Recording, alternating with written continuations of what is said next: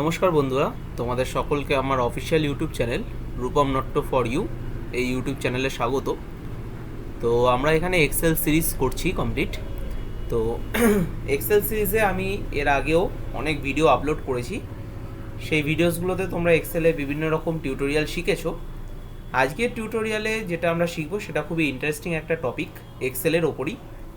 If or function বা if or আমরা কিভাবে এক্সেলে ইউজ করতে পারি সেটা আজকে আমরা টিউটোরিয়ালে শিখব। তো অবশ্যই বলে রাখা দরকার বন্ধুরা যে আমার চ্যানেলটাকে তোমরা একটু সাবস্ক্রাইব করো এবং চ্যানেলটা যদি ভালো লাগে লাইক করো, শেয়ার করো বন্ধুবান্ধবদের সাথে, যাতে তারাও এই বিভিন্ন শিক্ষামূলক যে ভিডিও রয়েছে সেগুলো তারাও যাতে শিখতে পারে, তারাও যাতে দেখে বিভিন্ন এক্সেল বলো, এখানে এক্সেল ছাড়াও অন্যান্য আরও টিউটোরিয়ালগুলো শেখানো হবে, তো সেগুলো যাতে তারা শিখতে পারে। ঠিক আছে, তো প্রথমে আমরা কি করব, এক্সেল একটা অন করে নিলাম। এক্সেল কিভাবে অন করতে হয় কম্পিউটারে সেটা তোমরা জানো, আমার আগের ভিডিওস যদি দেখে থাকো তো সেখানে পেয়ে যাবে। তো আমি এক্সেলটা অন করে নিচ্ছি।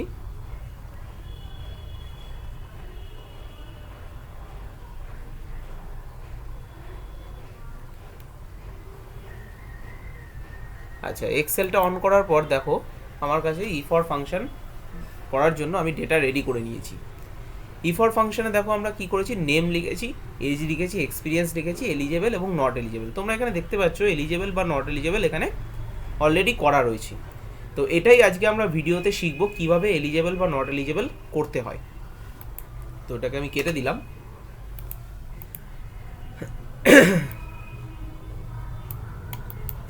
আচ্ছা, এর আগে বলে রাখা দরকার বন্ধুরা, আমার আগের ভিডিওসে তোমরা শিখেছো ইফ অ্যান্ড ফাংশন। তো এখন তোমরা বলবে যে স্যার ইফ অ্যান্ড ফাংশন এবং ইফ অর ফাংশন এই দুটোর মধ্যে তফাৎ কী, কেন আমরা ইফ অ্যান্ড শিখবো এবং কেন আমরা ইফ অর শিখবো।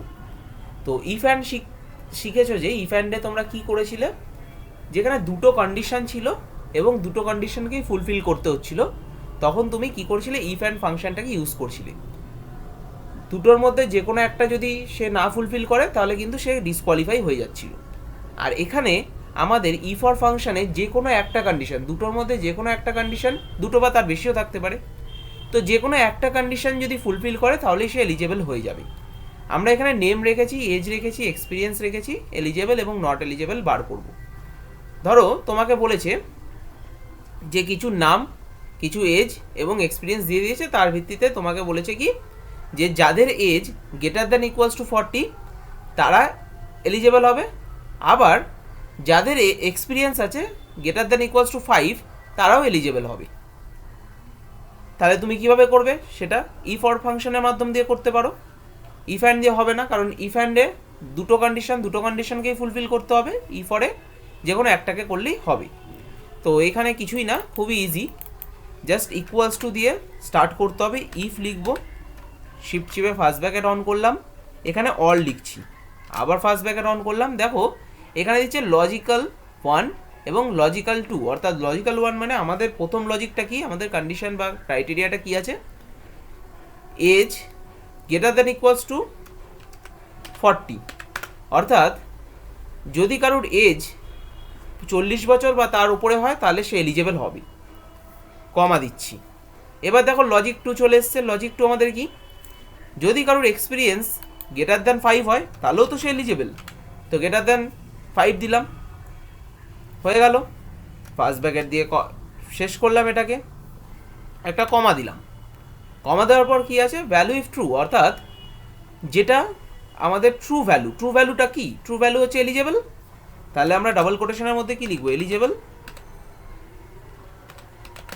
ডাবল কোটেশন শেষ করলাম, কমা। আচ্ছা, false, value if false, false ভ্যালুটা কি আছে তোমরাই জানো বন্ধুরা, ফলস ভ্যালু হচ্ছে কি, নট এলিজেবল, তাহলে ডবল কোটেশনের মধ্যে আমরা কি লিখবো, নট এলিজেবল।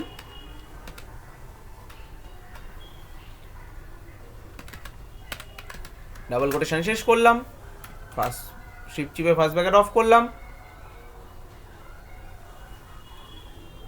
সরি বন্ধুরা, এখানে একটু ভুল হলো, এলিজেবল, এলিজেবল হয়ে গেল। আচ্ছা, নট এলিজেবল, যখনই আমরা এখানে এন্টার করলাম আমাদের কিন্তু এলিজিবিলিটিটা বেরিয়ে গেছে। এবার এটাকে ড্র্যাগ করতে হবে, ড্র্যাগ করলেই আমাদের এলিজেবল বা নট এলিজেবল বেরিয়ে যাবে। তো এবার দেখো প্রথম যে ব্যক্তিটা রয়েছে সে হচ্ছে এ দাস, তার এজ রয়েছে 45 এবং এক্সপিরিয়েন্স রয়েছে 10। আমাদের কন্ডিশন কী ছিল? আমাদের কন্ডিশন ছিল গ্রেটার দ্যান ইকুয়ালস টু 40 হতে হবে এবং এক্সপিরিয়েন্স হতে হবে কত? Greater than 5। তাহলে সে এলিজিবল হবে, তাহলে এটা দুটোই ফুলফিল করছে, তাই জন্য এলিজিবল হয়ে গেল। নেক্সট দেখো আমাদের কি বলছে, সি সরকার, তার দেখো 38 এবং এক্সপিরিয়েন্স 5, তাহলে হবে না। কেন এক্সপিরিয়েন্স 5 বলে হলো না?